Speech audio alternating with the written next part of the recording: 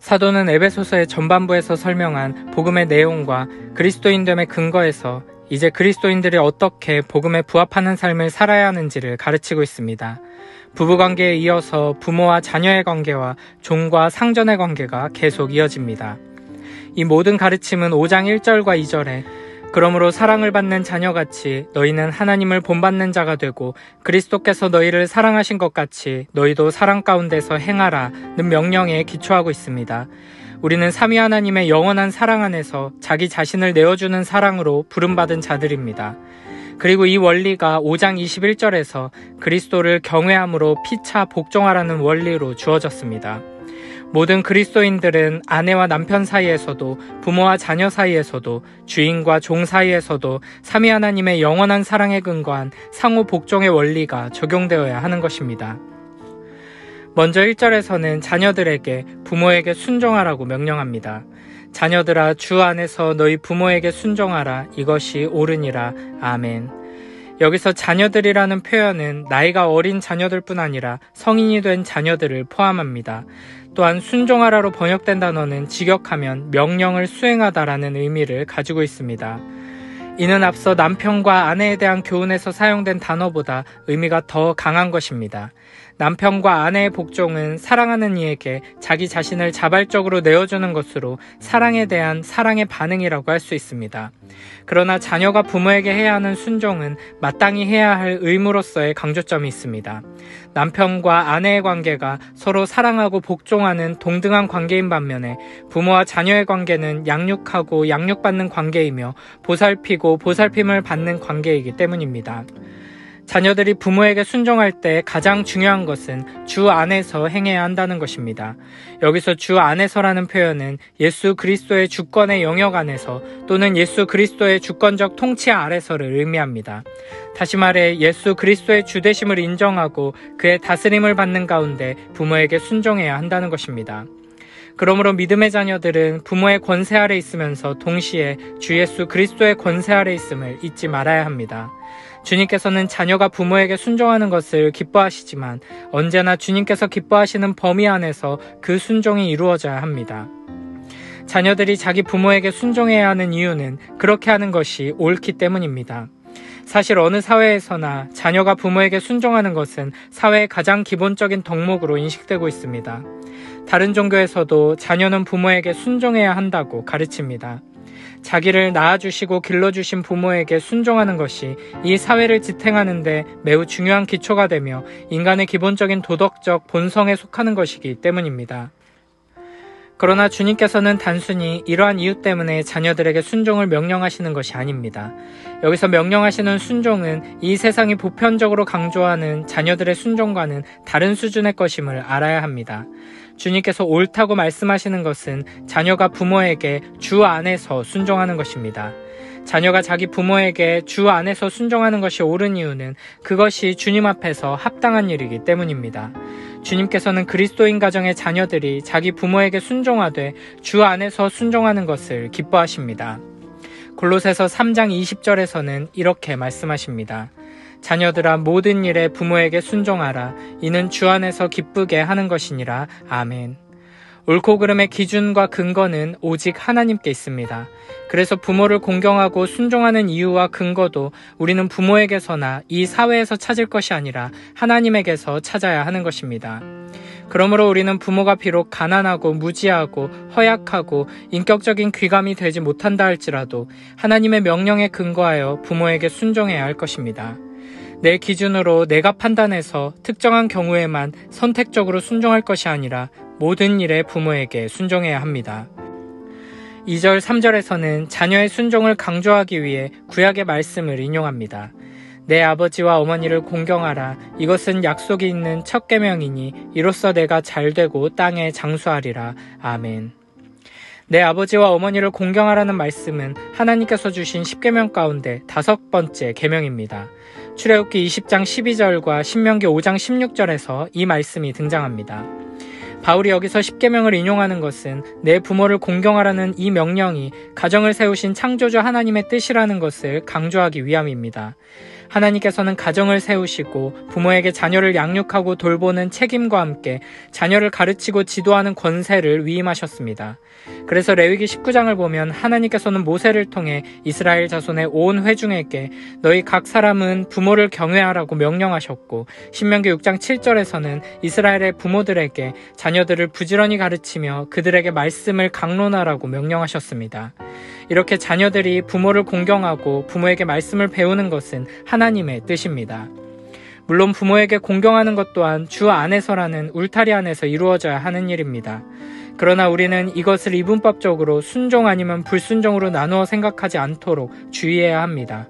부모가 주님의 뜻에 어긋나는 요구를 하거나 폭언과 폭행과 거짓과 간음 등의 범죄를 행한다면 그 명령에 따르지 않고 불순종해야 마땅합니다. 부모의 뜻을 거슬러 악행을 말리거나 범죄하는 부모를 피하는 것이 오히려 연약한 부모를 사랑으로 돕는 일일 것입니다. 그러나 중요한 것은 그런 순간에도 부모를 공경하는 태도를 가지고 사랑과 겸손으로 대하고 감사와 존경의 태도를 잃지 않도록 해야 한다는 것입니다. 주 안에서 행하기 위해 부모의 뜻을 정면으로 거스르는 그 순간에도 부모를 공경하는 마음과 태도를 가지고 겸손하게 사랑으로 행해야 한다는 것입니다. 2절에서는 부모를 공경하라는 계명이 약속이 있는 첫 계명이라고 말합니다. 10계명을 보면 너를 위하여 새긴 우상을 만들지 말라는 두 번째 계명에도 나를 사랑하고 내 계명을 지키는 자에게는 천대까지 은혜를 베푸느니라는 약속이 덧붙여져 있습니다.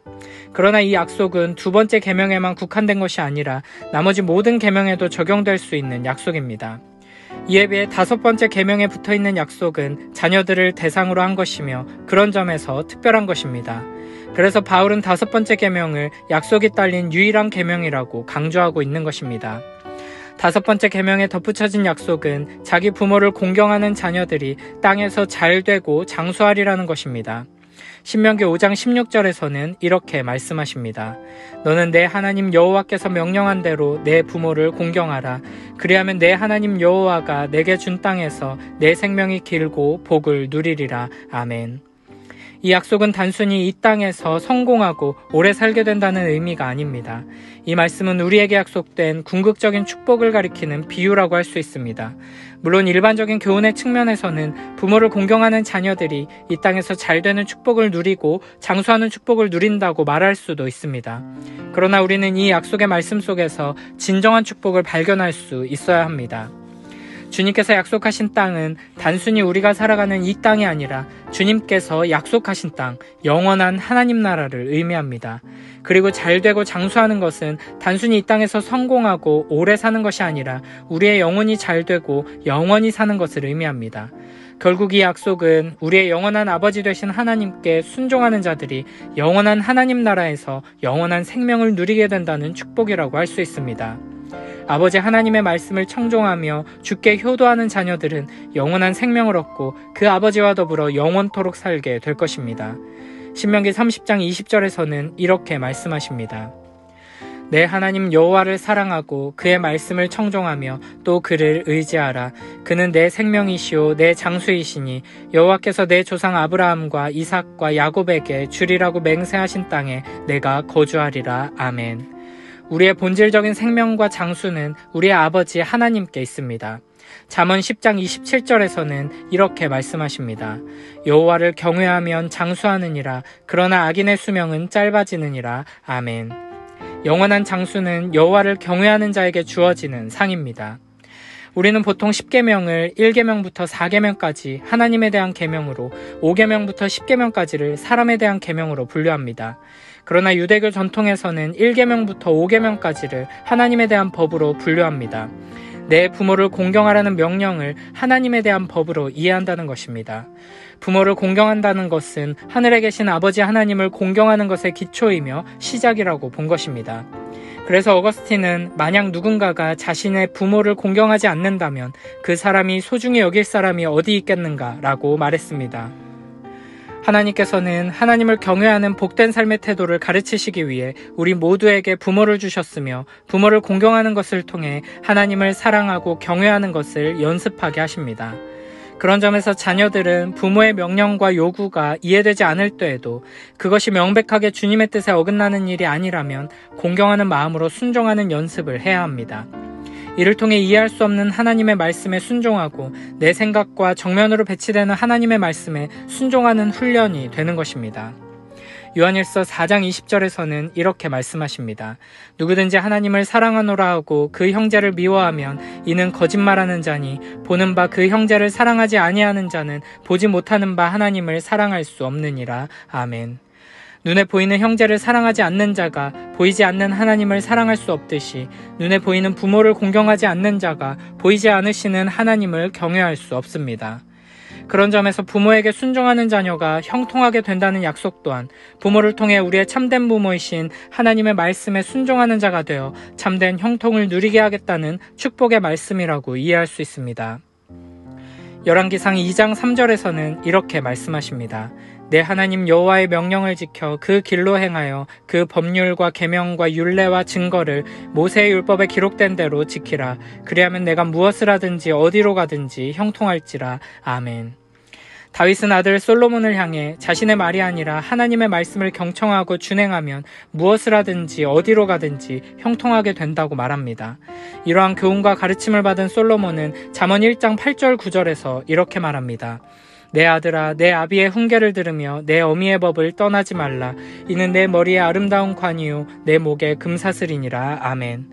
부모에게 순종하라, 부모를 공경하라는 주님의 명령에 순종하는 것이 우리에게 얼마나 큰 유익이며 축복인지를 기억하며 부모를 공경하는 가운데 하나님의 크신 사랑과 축복을 풍성히 누리는 복된 우리 모두가 되길 축복합니다. 이어서 4절에서는 부모들에 대한 권면이 이어집니다. 또 아비들아 너희 자녀를 노엽게 하지 말고 오직 주의 교훈과 훈계로 양육하라. 아멘. 아버지들을 부르며 교훈이 시작되지만 아비들로 번역된 단어는 넓은 의미에서 부모를 가리키는 데 쓰이기도 합니다. 특히 당시 그리스 로마 사회에서뿐 아니라 유대 사회에서도 가정에서 자녀 교육을 책임지고 있는 사람은 아버지였습니다. 그런 점에서 우리는 이 말씀을 아버지로 대표되는 모든 부모들, 아버지들과 어머니들에게 주신 말씀으로 이해할 수 있습니다.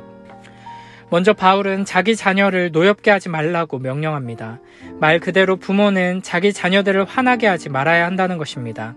이 말씀은 당시 문화와 사회적인 배경을 생각해보면 매우 혁명적인 가르침입니다.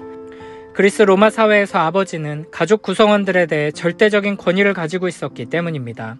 당시 문화 속에서 아버지는 장애를 가지고 태어난 자녀를 죽일 수 있었고 원치 않는 딸을 버리거나 노예로 팔 수 있었습니다. 또한 성인이 된 자기 아들을 때리고 옥에 가두는 것은 물론 죽일 권한도 있었습니다. 그리스 로마 사회 속에서 아버지는 가정 가운데 신적인 권한을 가지고 있었습니다. 이런 상황 속에서 자녀들은 인격적인 존재로 대접받기 어려웠습니다. 그런데 주님께서는 그리스도인 부모들에게, 특별히 절대적인 권한을 가진 것으로 여겨지는 가장들에게 자기 자녀를 화나게 하지 말라고 말씀하고 계십니다. 주님께서는 우리가 이 세상과 전혀 다른 삶의 원리와 방식에 따라 살기를 원하십니다. 그리스도인이 되는 것은 곧 하나님의 새 인류의 일원이 되는 것이며 또한 하나님의 권속의 일원이 되는 것입니다. 그러므로 그리스도인 된 가장들은 새 인류의 일원으로서 하나님의 권속의 일원으로서 새로운 신분에 합당한 가치와 원리에 따라 살아야 하는 것입니다.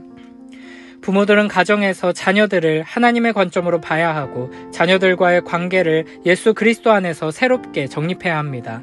자녀들은 부모의 소유물이 아니라 하나님의 형상으로 창조된 고귀한 존재들이며 하나님을 따라 참된 의와 거룩함으로 지음을 받은 새 사람들임을 기억해야 합니다. 자녀를 볼 때 육신의 자녀이며 동시에 하나님의 사랑을 받는 하나님의 자녀임을 잊지 말아야 합니다. 그들의 인격과 감정 그리고 의사를 존중해야 하며 그들을 화나게 할 수 있는 모든 잘못된 태도와 말과 행동을 하지 말아야 합니다. 권위를 남용하거나 지나치게 엄하게 대하거나 지나치게 요구하거나 불공평한 태도를 피해야 합니다. 세상이 원하는 대로 자녀에게 요구함으로 인해 자녀로 하여금 그리스도 안에서 순종하지 못하게 하는 것은 아닌지를 계속해서 돌아봐야 합니다. 자녀를 노엽게 하지 말라는 것은 하나님의 사랑으로 자녀를 양육해야 한다는 말씀입니다. 당시 문화 속에서 가장들이 자녀 위에 군림하며 강요하는 방식으로 자녀를 대했던 것과 같은 세상의 방식을 따르지 말고 아버지 하나님께서 자녀인 우리를 사랑하신 방식으로 주님께서 본을 보여주신 대로 자녀에게 사랑을 베풀어야 한다는 것입니다. 이에 대해 베드로전서 5장 2절 3절에서는 이렇게 말씀하십니다. 너희 중에 있는 하나님의 양무리를 치되 억지로 하지 말고 하나님의 뜻을 따라 자원함으로 하며 더러운 이득을 위하여 하지 말고 기꺼이 하며 맡은 자들에게 주장하는 자세를 하지 말고 양무리의 본이 되라. 아멘. 여기서는 먼저 우리에게 맡겨진 자녀와 지체들이 하나님의 양이라는 사실을 지적하고 있습니다. 그리고 각 부모에게 맡겨진 하나님의 양들인 자녀를 양육하되 억지로 하지 말고 기꺼이 하라고 권합니다. 우리는 결코 자녀를 짜증과 분노와 증오와 욕설의 대상으로 삼지 말고 오히려 하나님께 감사와 찬양을 돌려야 할 이유로서 주어진 여호와의 기업과 상급임을 기억해야 할 것입니다. 또한 자녀를 양육하되 그들을 더러운 이득의 방편으로 삼지 말아야 합니다. 자녀를 통해 부와 명예와 칭찬을 얻겠다는 욕구를 버려야 합니다. 자녀들은 부모의 인생을 대신 살아가는 자가 아닙니다. 부모의 못다 이룬 꿈을 성취하는 대리인도 아닙니다. 부모의 존재감을 치장하는 장신구도 아닙니다. 부모된 우리들은 자녀를 독립된 인격체로 존중하며 주님께서 보여주신 사랑을 따라 하나님의 사랑으로 사랑해야 할 것입니다. 요한복음 13장 34절에서는 이렇게 말씀하십니다. 새 계명을 너희에게 주노니 서로 사랑하라. 내가 너희를 사랑한 것 같이 너희도 서로 사랑하라. 아멘. 주님께서는 우리에게 온전함을 명령하시기 이전에 온전함을 먼저 이루셨고 자비함을 가르치기 이전에 자비함을 먼저 이루셨으며 새로운 계명을 주시기 이전에 그 계명을 먼저 실천하여 본을 보이셨습니다. 주님께서 우리에게 베푸신 사랑을 기억하며 부모된 자녀들은 먼저 자녀에게 본보기를 제공하고 자발적인 의미와 즐거운 마음으로 따를 수 있도록 해야 할 것입니다. 자녀의 기호를 억압하고 의지를 강요하면 자녀의 영혼이 상하게 됩니다. 오직 본보기를 통해 자녀의 기호와 의지에 감동과 자발성을 일으켜서 스스로 판단하게 하고 행하고 싶어서 즐겁게 행하도록 이끄는 것이 하나님께서 가르쳐 주신 성경적인 양육 방식입니다. 4절 후반부에서는 자녀를 주의 교훈과 훈계로 양육하라고 말씀하십니다. 이 말씀 또한 부모가 마치 주님께서 교훈하시고 훈계하시는 것처럼 자녀를 교훈하고 훈계해야 한다는 의미입니다. 대체로 부모들은 자녀를 교육하는 자기 나름의 방침이나 철학이 있기 마련입니다. 어떤 부모는 유명한 학자의 방법과 원리에 따라 자기 자녀를 교육하기도 하고 또 어떤 부모는 주변의 좋은 결과로 증명된 방식을 따라가기도 합니다. 그러나 우리는 이 세상의 학문이나 경험을 따를 것이 아니라 오직 주 예수 그리스도께서 기뻐하시는 방법과 원리로 자녀를 교훈하고 훈계해야 합니다. 예수님께서는 스승으로서 자신의 마음을 온유하고 겸손하다고 말씀하시면서 자신에게 배울 것을 요청하셨습니다. 또한 스승으로서 제자들을 사랑하시되 끝까지 사랑하셨으며 제자들의 발을 씻기심으로 스스로 섬김의 본을 보여주셨습니다. 심지어 자신을 버리고 도망한 제자들을 찾아가 그들을 위해 친히 생선을 굽고 조반을 준비하셨으며 그들을 회복하시고 다시 사명을 맡겨주셨습니다. 주님의 이런 모습은 자녀를 양육하는 책무를 부여받은 모든 그리스도인 부모들이 본받고 배워야 할 덕목이 무엇인지를 알려줍니다. 세상의 일반적인 기준과는 달리 그리스도인 부모들은 자녀를 양육하되 겸손하고 온유한 마음을 가지고 자녀를 끝까지 사랑하면서 또 스스로 본을 보이면서 양육해야 하는 것입니다. 무엇보다 우리는 우리의 자녀가 부모의 자녀이기 이전에 주님의 자녀임을 기억해야 합니다. 따라서 그리스도인 부모들은 자기 자녀들이 부모의 뜻에 순종하도록 가르쳐야 하지만 궁극적으로는 그들이 주님을 알고 주님께 순종하도록 그리고 주님의 모습을 닮아가도록 교육해야 합니다. 무엇보다 우리 자녀들이 목숨과 마음과 힘과 뜻을 다해 하나님과 이웃을 사랑하도록 양육해야 합니다. 그리고 이를 위해서는 반드시 교훈과 훈계가 필요합니다. 훈련 없이 좋은 운동선수나 군인이 될 수 없듯이 훈련 없이는 좋은 그리스도인이 될 수 없습니다. 따라서 부모는 그들이 새로운 신분에 합당한 가치와 삶의 원리에 따라 살도록 훈련하며 그들이 잘못된 행동을 할 때에는 잘못을 분명히 지적하고 그것을 고칠 수 있도록 훈계해야 합니다. 이 세상 속에서 많은 부모들이 자기 자녀가 경쟁에서 남들을 이기고 성공하는 것을 자녀 교육의 최고의 목표로 삼고 있습니다. 그러다 보니 다른 이들을 배려하며 나누고 베풀고 돕는 삶은 그다지 중요하게 다뤄지지 않습니다. 이런 풍토로 인해 우리 사회에는 입시와 취업 등 모든 것이 전쟁과 같은 모습이 되었습니다. 그리고 이런 사회의 현실은 부모와 자녀 모두에게 극심한 스트레스와 고통을 안겨주고 있습니다. 이런 상황 속에서 그리스도인 부모들은 자기 자녀들이 세상의 성공을 추구하지 않도록 제대로 주의 교훈과 훈계로 양육해야 할 것입니다. 이를 위해 가장 중요한 것은 그리스도인 부모 스스로가 하나님의 새로운 인류의 일원으로서 올바른 가치와 원리에 따라 행동하는 것입니다. 우리가 먼저 하나님께서 기뻐하시는 진정한 성공이 무엇인지 성경에 비추어 깊이 생각하고 우리 삶의 진정한 가치와 우리 인생의 진정한 의미가 어디에 있는지를 제대로 깨달아야 할 것입니다. 그저 자기 자식만이 잘 되기를 바라는 이기적이고 악한 마음으로 자녀를 양육하는 세상 속에서 자기 자녀들이 예수님을 닮아 자신을 희생하는 사랑으로 섬기며 더 낮은 곳으로 나아가 십자가의 영광을 드러내도록 기도하며 양육하는 참된 믿음의 부모들이 되길 축복합니다. 우리 자녀들에게 본이 되기 위해 먼저 더불어 나누며 사는 사람으로, 이 세상을 조금이라도 더 살기 좋은 곳으로 만드는 사람으로, 다른 이들을 복되게 하기 위해 모든 것을 내어주는 사랑으로 십자가의 길을 걸어가는 우리 모두가 되길 축복합니다.